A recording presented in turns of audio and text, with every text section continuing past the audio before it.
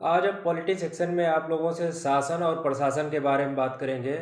शासन क्या होता है, प्रशासन क्या होता है। बहुत सारे इंडिया में ऐसे बच्चे हैं जो शासन और प्रशासन में कंफ्यूज रहते हैं कि शासन किसको कहते हैं, प्रशासन किसको कहते हैं। वो सोचते हैं कि डीएम एसपी शासन है और मुख्यमंत्री प्रधानमंत्री प्रशासन है, या मुख्यमंत्री प्रधानमंत्री को ये समझते हैं कि ये प्रशासन है और डीएम एसपी को शासन समझते हैं। तो आज मैं पूरा कॉन्सेप्ट क्लियर करूंगा कि शासन किसको कहते हैं, प्रशासन किसको कहते हैं, और इनकी पद और नियुक्ति कैसे होती है, कैसे ये शासन के लोग आते हैं और कैसे प्रशासन के लोग आते हैं। इनके बारे में हम आज पूरा विस्तार से बताते हैं। तो सबसे पहले शासन के बारे में बात करते हैं। देखिए, भारतीय संविधान में शासन के लिए भी व्यवस्था की गई है और प्रशासन के लिए भी व्यवस्था की गई है।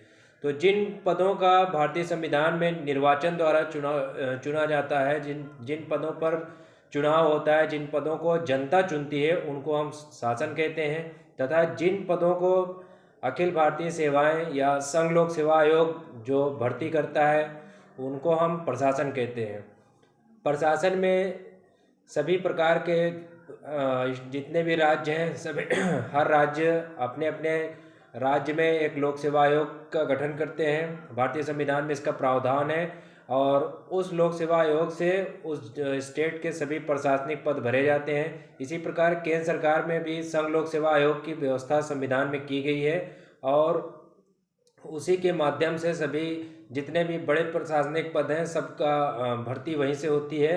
तो प्रशासन डीएम एसडीएम जो भी एसपी आईजी डीआईजी ये सब प्रशासन के अंग हैं। और शासन के अंग प्रधानमंत्री, मुख्यमंत्री, इसके अतिरिक्त जो और भी निर्वाचित पद हैं वो सब शासन के अंग होते हैं। तो शासन और प्रशासन में ये अंग होता है, ये अंतर होता है कि आप इतना समझ लें कि जिन पदों का निर्वाचन होता है भारतीय संविधान में, जिनको जनता चुनकर जनता चुनकर उनको उनके पद पर आसीन करती है, तो उसको हम शासन बोलते हैं।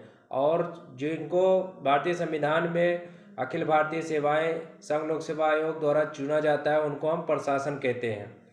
अब इतना कॉन्सेप्ट आप सभी स्टूडेंट जो एस्पिरेंट है, पॉलिटी के जो एस्पिरेंट है, वो इतना डिफरेंट को अच्छे से समझ गए होंगे कि शासन क्या होता है, प्रशासन क्या होता है। तो शासन केंद्र सरकार की जो योजनाएं होती है, प्रशासन उसको इम्प्लीमेंट कराता है, तथा राज्य सरकार की भी जो योजनाएं होती हैं उसको प्रशासन जनता के प्रति जनता तक पहुंचाता है। एक्चुअल में प्रशासन का कार्य ये होता है कि जो भी शासन द्वारा बनाई गई योजना है, नीति है, उसको जनता तक पहुंचाना, जनता को उसका लाभ पहुंचाना, और सभी शासन द्वारा भेजे गई जितनी भी चीज़ें हैं उसको प्रशासनिक जितने भी अधिकारी होते हैं सब उसको लागू करवाते हैं। जो भी योजना केंद्र सरकार की आएगी या राज्य सरकार की आएगी, तो जिले के सबसे बड़े अधिकारी डीएम द्वारा उसको पूरे जनता को उसका लाभ पहुंचाया जाता है। तो ये थे कुछ डिफरेंसेस शासन और प्रशासन में। तो भारतीय संविधान में अनुच्छेद 74 में प्रधानमंत्री की बात की गई है कि केंद्र सरकार का एक मंत्रिपरिषद होगा। और इसी प्रकार संघ की कार्यपालिका में और राज्य की कार्यपालिका भाग 5 और भाग 6 इसमें शासन की बात की गई है। तो आप सभी स्टूडेंट जो भी पॉलिटी सेक्शन की तैयारी कर रहे हैं, तो शासन और प्रशासन के डिफरेंस को आप समझ गए होंगे।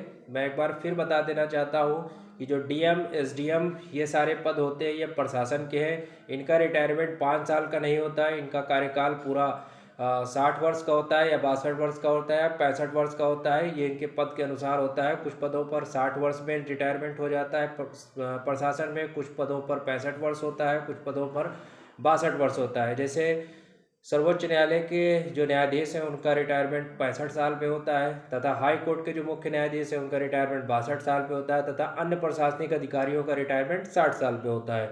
अब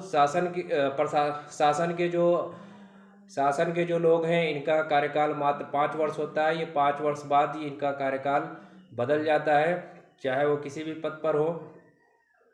अगर प्रधानमंत्री भी हैं तो वो संसद के रूप में प्रधानमंत्री का चयन होता है। उसके बाद उनको उनके पार्टी द्वारा तथा समस्त सांसदों द्वारा एक मंत्रियों में एक प्रधानमंत्री मंत्रियों में एक मुख्य पद को ही हम प्रधानमंत्री, जो सभी मंत्रियों के मंत्री होते हैं उनको हम प्रधानमंत्री के नाम से जानते हैं। वास्तव में प्रधानमंत्री भी एक सांसद के रूप में ही उनका चयन होता है।